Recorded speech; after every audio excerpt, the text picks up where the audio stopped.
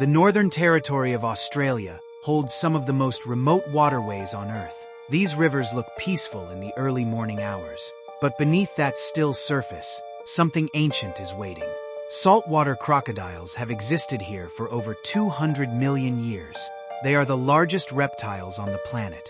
They do not announce themselves, they simply wait. Every year, people enter these waters without knowing what shares them. Some are locals, some are tourists, some are experienced guides. The crocodile does not distinguish between them. It reads the water, it reads movement, it reads vibration. By the time a person realizes the danger, it is often already too late. But sometimes, against every odd, someone survives. This is one of those stories. He had lived near these rivers most of his adult life. The warnings were familiar. The signs were old and sun-bleached. Over time, familiarity becomes the enemy of caution. He had crossed this stretch dozens of times before. He knew the water. He thought he knew the risk. On this particular afternoon, he waded into the shallows to retrieve fishing gear. That decision would change everything.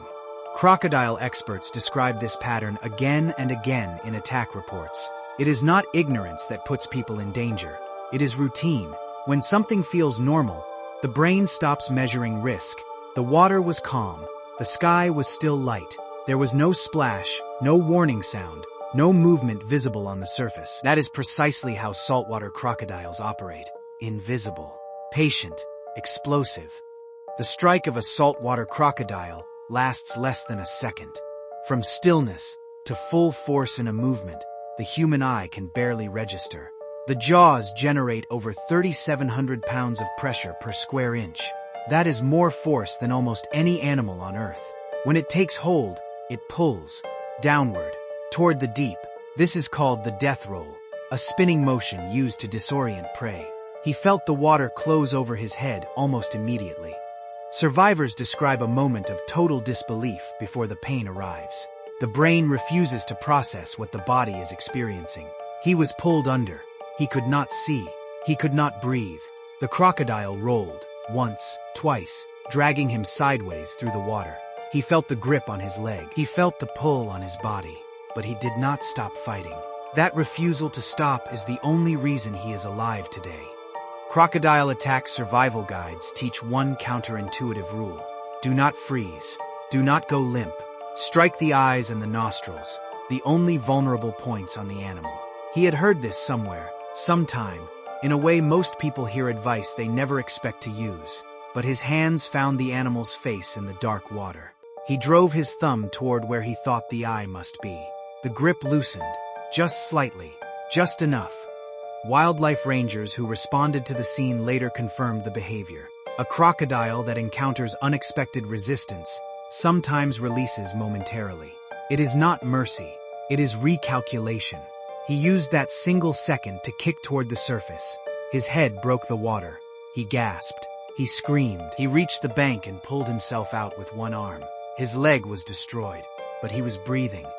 The injuries from a crocodile attack are unlike almost any other trauma. The puncture wounds are deep and irregular.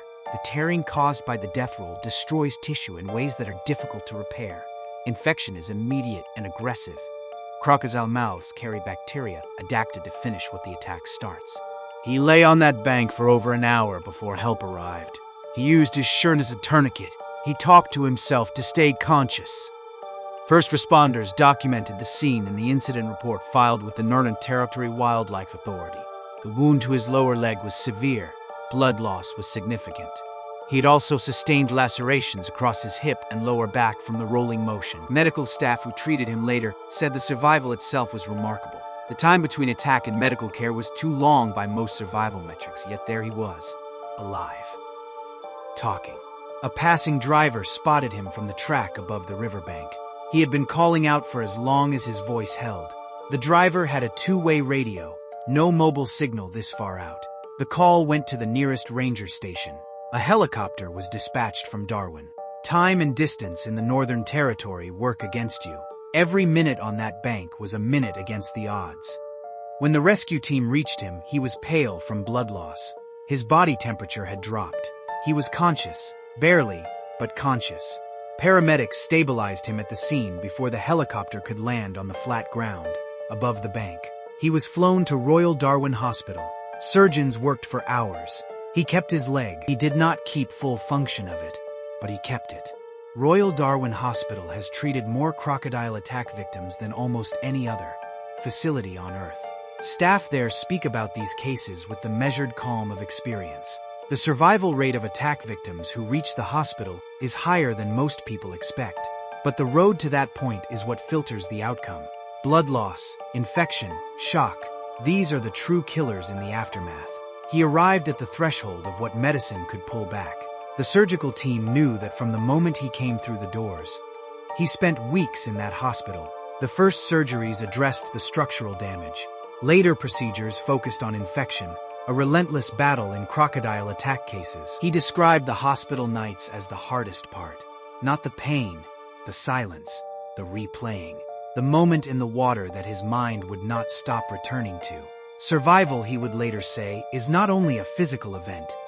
After every crocodile attack in the Northern Territory, an official investigation follows. Rangers are dispatched to identify the animal responsible. Saltwater crocodiles are a protected species in Australia. They cannot be killed without documented justification. The process involves trapping, measuring, and in attack cases, sometimes relocating the animal. The crocodile that attacked him was estimated at over 4 meters in length. That is a large, fully mature male, an animal that had likely been in that stretch of river for decades. Wildlife officers set baited traps along the bank over the following days. The river gave nothing back easily. Saltwater crocodiles can travel large distances after an incident. They are not anchored to one spot. 3 days after the attack, a large male was caught 2 kilometers downstream. It was measured, documented, and relocated far from populated waterways. Whether it was the same animal, that question remains officially open. At night, the crocodile's advantage becomes absolute. They can see in near darkness. They can feel vibration in water you cannot see. Nighttime is when they move most freely, crossing territory, hunting, patrolling. Rangers in the Northern Territory say this river changes completely after dark. It belongs to something else between dusk and dawn. The same water that looks navigable at noon becomes a different place entirely. This is not metaphor. This is documented wildlife behavior. The attack happened in the late afternoon, not at night. But he later said that the darkness he remembers is the darkness underwater, brown, opaque, total. He had no visual reference, no up or down, only the grip and the rolling, and the sound of his own muffled heartbeat. He said it lasted maybe 30 seconds under the surface. It felt like something outside of time. He is not the only one to have survived a saltwater crocodile attack in Australia. The records kept by the Northern Territory government document dozens of survivors over the past 4 decades. Each case has its own details, its own moment of decision.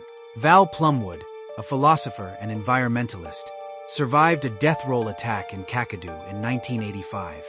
She wrote about it, about the specific psychological experience of being prey, about the way it rewired her relationship with the natural world. She said she never felt more alive than in the moment she thought she was dying. Survivor accounts share certain recurring elements that researchers have documented. The initial disbelief, the brain's refusal to accept what is happening, the strange clarity that follows, a narrowing of attention to a single point. The physical actions taken in those moments are rarely remembered as decisions. They happen below conscious thought, the body acting on instinct older than language.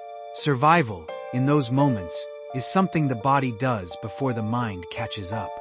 The Northern Territory covers nearly 1.35 million square kilometers. Much of it is accessible only by dirt track or small aircraft.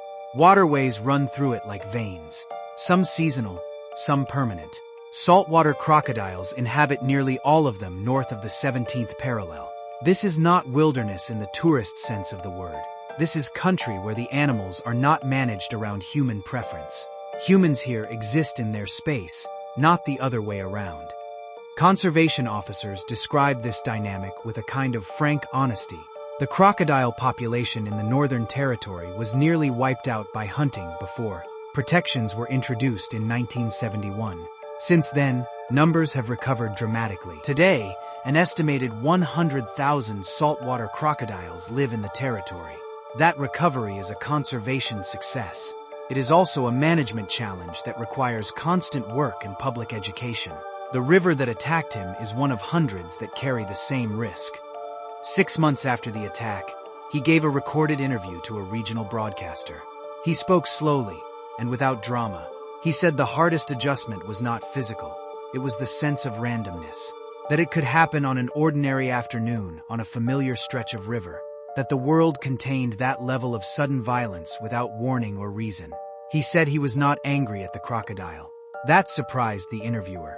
It did not surprise the psychologist who later reviewed the case. Trauma specialists who work with attack survivors note this pattern consistently.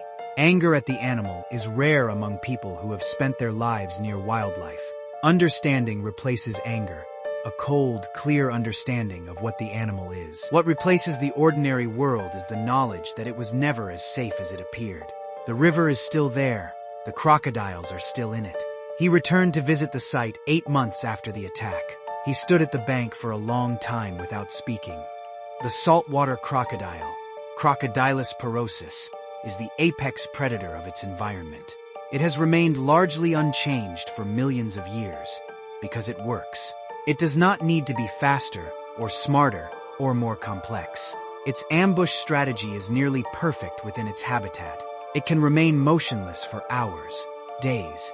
It regulates its metabolism to survive long periods without food.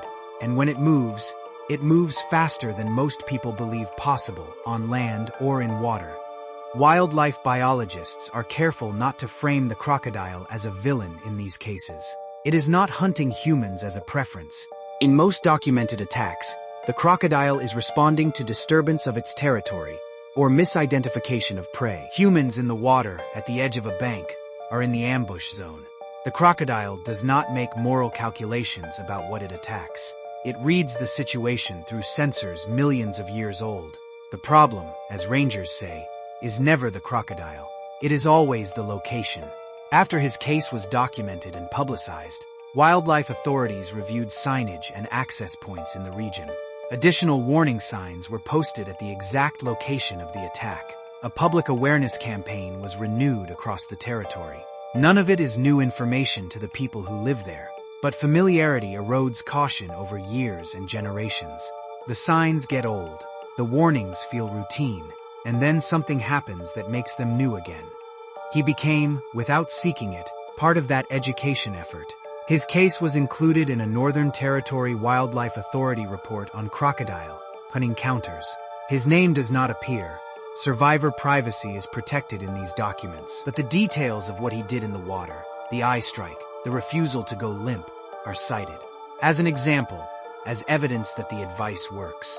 That in the worst possible moment, the right information applied can mean the difference. He did not ask for that role, but he accepted it. The river did not change after what happened there. It does not hold the event in its water or on its banks. The next morning it looked exactly as it had the morning before. That is the particular quality of these places, their total indifference.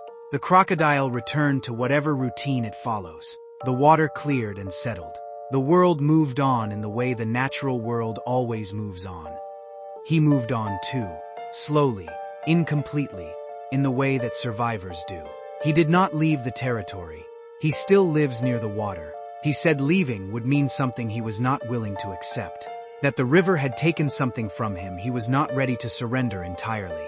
He walks differently now. He watches the water differently, but he still watches it. And the river, as always, does not watch back.